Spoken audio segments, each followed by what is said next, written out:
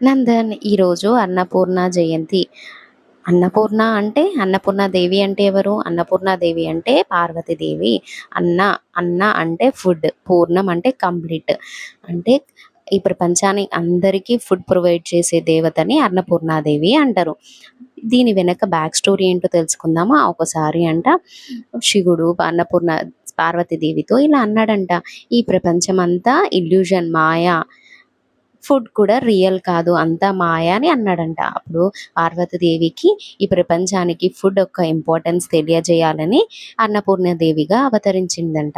ఇంకా అప్పుడు కాశీలో ఉన్న వారందరికీ అన్నపూర్ణాదేవి అంటే పార్వతీదేవి వండి అందరికీ వడ్డించిందంట. అప్పుడు శివుడు కూడా వచ్చి పార్వతీదేవి దగ్గర ఫుడ్ తీసుకున్నాడంట. అలా అమ్మవారు మనకి మన లైఫ్‌లో ఫుడ్ అనేది ఎంత ఇంపార్టెంటో అని మనకి చేసిందనమాట. సో, అన్నము ఫుడ్ ఈజ్ ఎ గాడ్. అన్నం పరబ్రహ్మ స్వరూపం. అన్నాన్ని ఎప్పుడూ పడేయకూడదు. అర్థమైందా? అన్నం తినే ముందు ఏ శ్లోకం చదవాలి? అన్నపూర్ణే సదాపూర్ణే శంకర ప్రాణవల్లభే జ్ఞాన వైరాగ్య సిద్ధ్యర్థం భిక్షాందేహి చ పార్వతి అని ఈ శ్లోకం చదివి అన్నం తినాలి. అర్థమైందా?